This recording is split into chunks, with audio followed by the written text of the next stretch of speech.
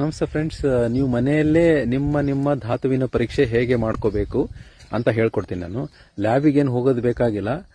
ಆಯುರ್ವೇದ ವೈದ್ಯರ ಹತ್ರ ಯಾವಾಗ ಹೋಗಬೇಕು ಅಂತ ಹೇಳಿ ನಾನು ನಿಮ್ಗೆ ಹೇಳ್ಕೊಡ್ತೀನಿ. ಸೊ ನಮ್ಮ ಆಯುರ್ವೇದದ ಪ್ರಕಾರ ಈ ಶುಕ್ರ ದೃಷ್ಟಿಗಳು 8 ಪ್ರಕಾರಗಳಿದಾವೆ. ಅದರಲ್ಲಿ ಒಂದನೆಯದು ವಾತಜ, ಎರಡನೇದು ಪಿತ್ತಜ, ಮೂರನೇದು ಕಫಜ, ಆಮೇಲೆ ವಾತ ಪಿತ್ತಜ 4ನೇದು, ಪಿತ್ತ ಕಫಜ 5ನೇದು, ಕಫ ವಾತಜ 6ನೇದು, 7ನೇದು ವಾತ ಪಿತ್ತ ಕಫಜ, 8ನೇದು ರಕ್ತಜ.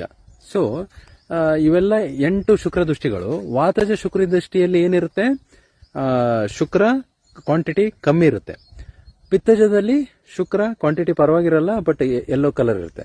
ಕಫಜ ಶುಕ್ರ ದೃಷ್ಟಿಯಲ್ಲಿ ಕ್ವಾಂಟಿಟಿ ಚೆನ್ನಾಗಿರುತ್ತೆ, ಬಟ್ ಬಹಳ ಥಿಕ್ ಇರುತ್ತೆ. ಸೊ ಇದರ ಸಂಸರ್ಗದಿಂದ ಬರೋ ದೋಷಗಳು ಅಂತ ಹೇಳಿ ದೃಷ್ಟಿಗಳು ಹೇಗಿರುತ್ತೆ ಅಂದ್ರೆ, ವಾತ ಪಿತ್ತಜ 2 ಸೇರ್ಕೊಂಡ್ರೆ ಅದು ಕ್ವಾಂಟಿಟಿನೂ ಕಡಿಮೆ ಇರಬಹುದು, ಆಮೇಲೆ ಲೈಟ್ ಯೆಲ್ಲೋ ಕಲರ್ ಬಂದಿರಬಹುದು. ಪಿತ್ತ ಕಫಜ ಇತ್ತಂದ್ರೆ ಕ್ವಾಂಟಿಟಿ ಚೆನ್ನಾಗಿರಬಹುದು, ಆಮೇಲೆ ಅದರ ಲೈಟ್ ಯೆಲ್ಲೋ ಕಲರ್ ಬಂದಿರಬಹುದು. ಆಮೇಲೆ ಕಫ ವಾತದಲ್ಲಿ ಕ್ವಾಂಟಿಟಿ ಚೆನ್ನಾಗಿರಬಹುದು, ಬಟ್ ಗಟ್ಟಿ ಇರಬಹುದು.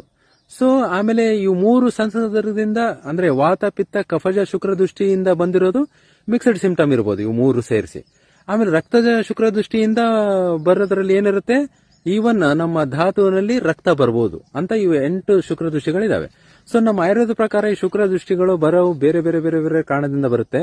ಅವು ಪ್ರಜ್ಞಾಪರಾಧ, ಅಸಾತ್ಮೇಂದ್ರಿಯಾರ್ಥ ಸಂಯೋಗ, ಅಪಥ್ಯ ಇವೆಲ್ಲ ಮಾಡೋದ್ರಿಂದ ಶುಕ್ರ ದೃಷ್ಟಿಗಳು ಬರುತ್ತೆ. ಬಟ್ ಈ ಜನರಲ್ ಆಗಿ ಕಡಿಮೆ ಕಾನ್ಸಂಟ್ರೇಷನ್ ಇದ್ರೆ ವಾತ ಜಾಸ್ತಿ ಇದೆ ಅಂತ ಅರ್ಥ. ವಾತ ಯಾಕೆ ಜಾಸ್ತಿ ಆಗ್ತಾ ಇದೆ ಅದ್ರ ಪ್ರಕಾರ ಟ್ರೀಟ್ಮೆಂಟ್ ಕೊಡಬೇಕು. ಆಮೇಲೆ ಕಫ ದೇಹದಲ್ಲಿ ಕಫದ ಪ್ರಭಾವ ಜಾಸ್ತಿ ಇತ್ತಂದ್ರೆ ಶುಕ್ರ ಬಹಳ ಥಿಕ್ ಇರುತ್ತೆ.